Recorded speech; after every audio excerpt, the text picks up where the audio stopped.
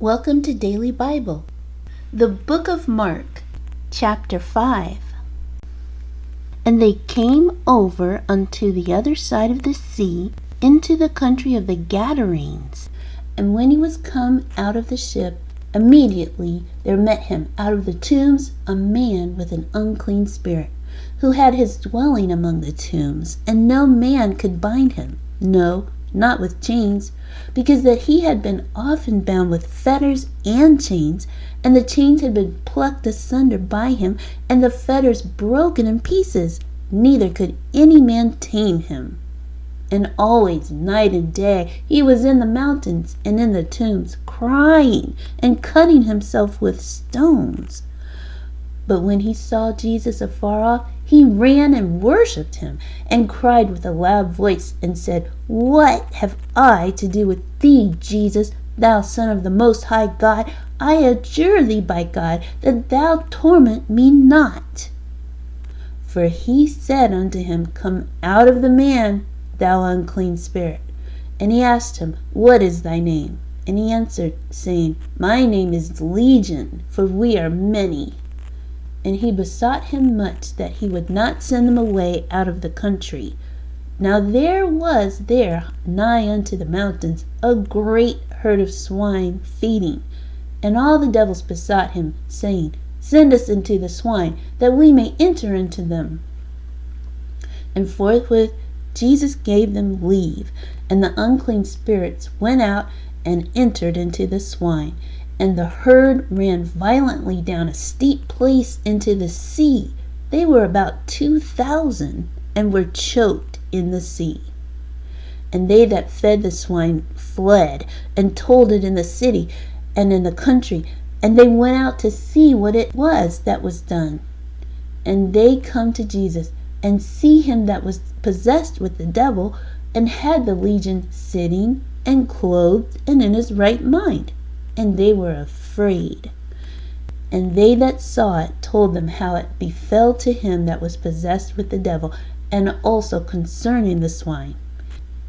And they began to pray him to depart out of their coasts. And when he was come into the ship, he that had been possessed with the devil prayed him that he might be with him. Howbeit Jesus suffered him not, but saith unto him, Go home to thy friends, and tell them how great things the Lord hath done for thee, and hath had compassion on thee.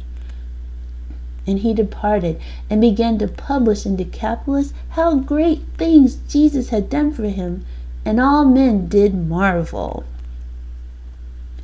And when Jesus was passed over again by ship unto the other side, much people gathered unto him, and he was nigh unto the sea. And behold, there cometh one of the rulers of the synagogue, Jairus by name, and when he saw him, he fell at his feet, and besought him greatly, saying, My little daughter lieth at the point of death. I pray thee, come and lay thy hands on her, that she may be healed, and she shall live. And Jesus went with him, and much people followed him, and thronged him. And a certain woman, which had an issue of blood 12 years, and had suffered many things of many physicians, and had spent all that she had, and was nothing bettered, but rather grew worse, when she had heard of Jesus, came in the press behind, and touched his garment. For she said, If I may touch but his clothes, I shall be whole. And straightway the fountain of her blood was dried up, and she felt in her body that she was healed of that plague. And Jesus, immediately knowing in himself that virtue had gone out of him, turned him about in the press, and said, Who touched my clothes? And his disciples said unto him, Thou seest the multitude thronging thee, and sayest thou, Who touched me? And he looked round about to see her that had done this thing. But the woman, fearing and trembling, knowing what was done in her, came and fell down before him, and told him all the truth. And he said unto her, Daughter, thy faith hath made thee whole. Go in peace, and be whole of thy plague. While he yet spake, there came from the ruler of the synagogue's house certain which said, Thy daughter is dead. Why troublest thou the master any further? As soon as Jesus heard the word that was spoken, he saith unto the ruler of the synagogue, Be not afraid, only believe.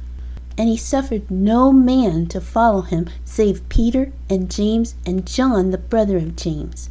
And he cometh to the house of the ruler of the synagogue, and seeth the tumult, and them that wept and wailed greatly.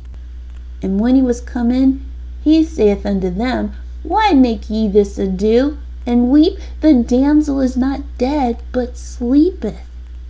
And they laughed him to scorn. But when he had put them all out, he taketh the father and the mother of the damsel, and them that were with him, and entereth in where the damsel was lying. And he took the damsel by the hand, and said unto her, Talitha cumi, which is being interpreted, Damsel, I say unto thee, arise. And straightway the damsel arose, and walked, for she was of the age of 12 years. And they were astonished with a great astonishment. And he charged them straitly that no man should know it, and commanded that something should be given her to eat.